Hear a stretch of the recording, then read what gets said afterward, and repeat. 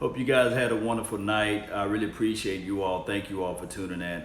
Just want to be able to give you guys my quick recap of the game that I just witnessed. The Green Bay Packers versus the Chicago Bears. Green Bay won 10-3. I will say this right quick. It didn't look like it was like a fantastic game. It was like a game that it was displayed most of defense. And the guy that sealed it off was actually the guy that played for the Chicago Bears last year, and now he played for the Green Bay Packers.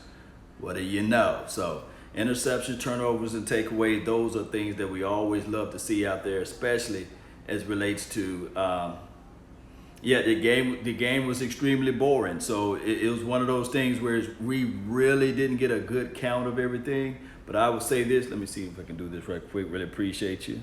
Thank you so much for being part of the show here. Let me see if I can move that down just right here and move that over here. And my thing is, this team that we just witnessed to see out there, we have a strong chance as it relates to Cowboys land. We do have a strong opportunity to be one of those teams to really strike, because I didn't see anything that was like of fear of what they just displayed out there on Thursday night. And we play both of those teams, so those are very winnable games. I do know that people are going to say, well, that was the first game, Law. You can't really look at it that way. But I can, because I look at it in those factors, because when you start to look at the total picture of the Dallas Cowboys and what we really want to see from them, it's basically we want to see things that teams are scoring 20 and 30 points, or teams are scoring just at ease. And it looks like both teams had good stout defense, basically. So the way I'm looking at it is that this team that we're going to have to play down the line, we should be in a whole lot better situation. Early in the season, but it was boring. Either teams didn't have no concern. This is from Tony. Yeah, didn't have no way of really putting fear in our hearts at all. So I do like that aspect of it, Tony, and I do like the aspect that we can really. Let me see if I can pull this up. Really appreciate you all, man. Let me do this right quick. Let's get that over here so I can see you all comments there. And almost there. Appreciate you. Exit that off. Like I said, it's better to be prepared for an opportunity and not have one than to have an opportunity and not be prepared. There we go. Now I can see you all. Now I can see you all. I know you guys can't see me. And shout out to producer G for the wonderful display there. We'll be locked, loaded, and ready this week, especially this weekend. Not enough done in preseason. Both offense look terrible. Or is that a pass? Is that a pass for both offense? You know, there have been times before where we saw teams in the opening season, in the opening preseason, opening season of the game, score points. It's just that both teams look like duds. And, of course, one can argue and say, well, you know, the quote-unquote Chicago got good defense. They got good takeaway. They can force takeaway. They can force turnovers. But at the same time, you can look at it like, hey, still the offense. You can still see some things where they lack there. And that's what I'm talking about. So as we begin to look at both angles of the argument, I guarantee you this thing, the Cowboys better not look like that.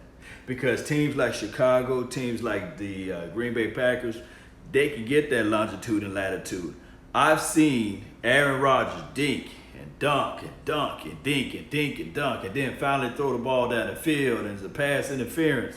He can get that longitude and latitude, you see, but we can't afford to do that with Dak Prescott, because you hear the national media, even in a victory against the Saints last year, oh, they didn't score this, they didn't score that. So those are the problems that I'm having as it relates to the Dallas Cowboys, because we don't get that same rope. We don't get a chance to start off like that. Even when we win, it's like we didn't score enough points. So now you have one of the greatest quarterbacks of all time, one of the greatest quarterbacks that you can ever lay your eyes on. I'm speaking sarcastically, with sarcasm. If those who don't know, only generated 10 points. Technically, real talk, 7 points. But he generated 10 points. And this is what you're supposed to get from your quarterback. This is what you're supposed to get from a guy named Aaron Rodgers, only 10 freaking points. But if Dak Prescott would have displayed the exact same game, people have been ready to jump off the bridge. People have been ready to jump off the building. People have been ready to fly up to the moon and jump off the moon. But see, Aaron Rodgers get that longitude latitude because he got him a Super Bowl ring. Or was that really his ring, or was it the defense ring? When they finally put some defense around him. But, you know, that's a story of a different day, because when we look at football collectively, it's only the Cowboys that can only put up 10 points and win, right?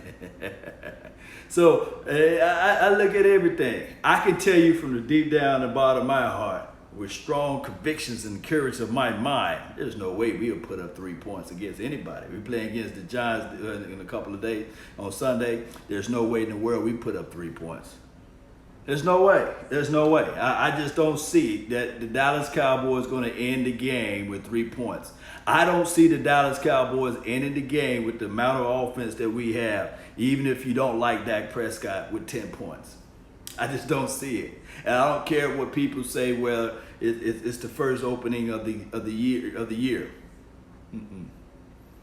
They're going to garner more than 10 points. And it's not going to be an excuse of it's the first game of the season. Excuses are left for those who try to find things to put around. Though there's no excuses. No excuses. And this is the thing. The young coach that coaches for the Green Bay Packers, I mean, Aaron Rodgers already called him out. And we can really look at if the Chargers played with any fortitude of offense, they would have lost that game. They would have lost the game. And then on top of that, if the dude know how to fall on the ball when they made Aaron Rodgers fumble the ball, you see. But that's a story of a different day. I just got off for work. I'm cooking a pot of pie yummy. What's pie yummy? Yes, Aaron Rodgers was off target. But no. Aaron Rodgers can do no wrong. He's a bad man, huh? True believer. Yes. 1150. Yes. What's going on with you? As you can see, I can't read your comments. I got to look all the way down here. This is just a pre-setup, so I really appreciate you all. I really do. So next time I'll be better prepared for this quick overview. First to 40. Dak is better than Trubisky. No way. Somebody said Dak is better than Trubisky. According to all of the football experts, Trubisky is the best thing since sliced bread, right? You know, he's a better Dak Prescott. Trubisky gets the longitude and the latitude to miss his throws and get a chance to miss his reads and miss his open targets, and also have a guy streaking across the middle. Instead of releasing the ball, he runs the ball and not even get the first down. But people say, oh, it was a good observation for Trubisky to take it and tuck it and run, opposed to hitting this guy that was wide open in the flats there, or hitting this guy that's streaking across the middle. But that's Trubisky, not Dak Prescott. You know, it's just how it goes. Roy, Louisiana Roy, shout out to you, man. John House offense look like trash. It does. And I don't want everybody to have those embedded excuses, because they do have an Allen Robinson. They do have a Tariq Cohen, however you say that man's name. They do have a Trey Boston, who they picked up from the Philadelphia Eagles, who's supposed to have been like the next best tight end out there. And then on the opposite side, the Aaron Rodgers, he does have a dynamic wide receiver. And what's his name? I think he wears number 17 or whatever his name is. And they do have a Jimmy Graham. So they do have some weapons for Aaron Rodgers. So he only put up 10 points. Both teams didn't do much. Yes, Roy. How can you get one of those Zeke shirts? I think the pro shop in DallasCowboys.com will have the Zeke Who shirts, which will be very marketable right now. Shout out to you, Miss Scott and Pro. Really appreciate you. So you guys took away from the game that basically, the both teams look trash on offense. That's from what I'm looking at from the collective comments in the chat box. I've been talking a lot of stuff about Dak. I hope he makes me out to be a liar. This is truth believer. Here's the thing that we all need to know about Dak Prescott. I'm from Mississippi. Mississippi is known for pretty much nothing. I mean, just be honest with you.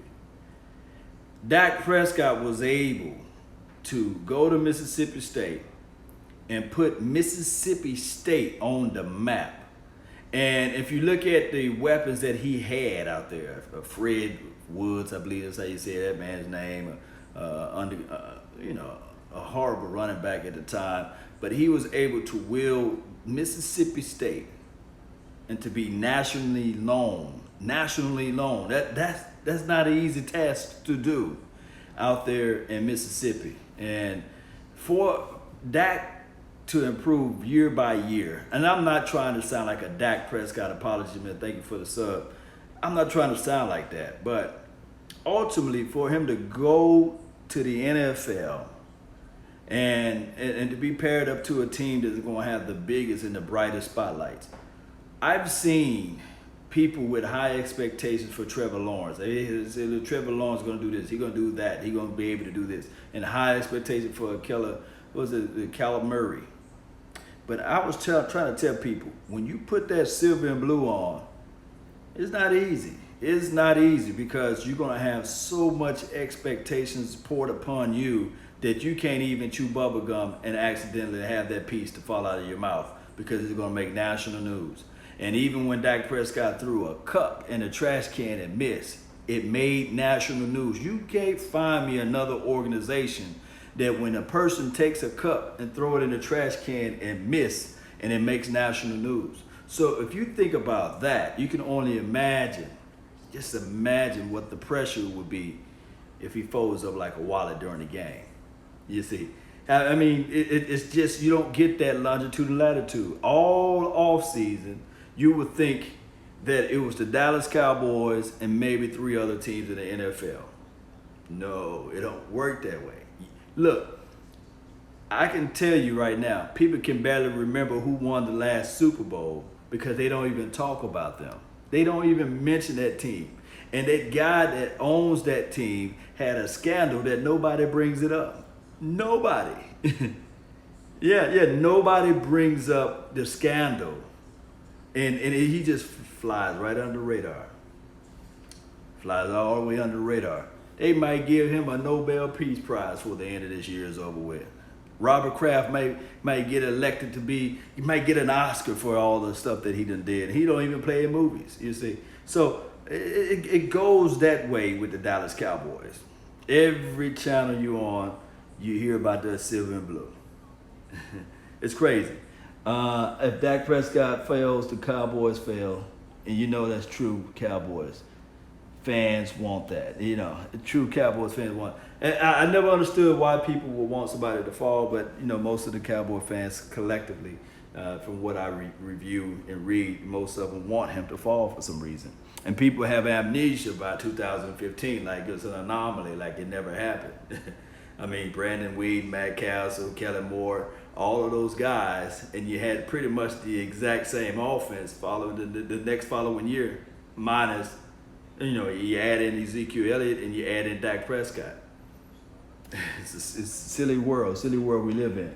Money Talk, BS Walk, Robert, yes, I agree. Boring first game, yes, I can't even say your name, but it's VZP. Boring first game because, you'll think that I can guarantee you this. I don't care if it was the 100th year or whatever it may have been.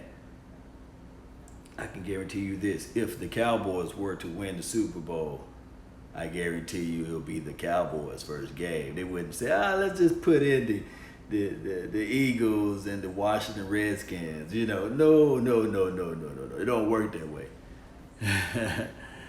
Bears quarterbacks suck. Yeah, but no. Bears quarterback supposed to be a first round draft pick. He's supposed to be this fantastic guy. Cowboys gonna swat them Green Bays. I think that the Cowboys versus the Green Bay Packers, I believe that they're gonna have a good thing going.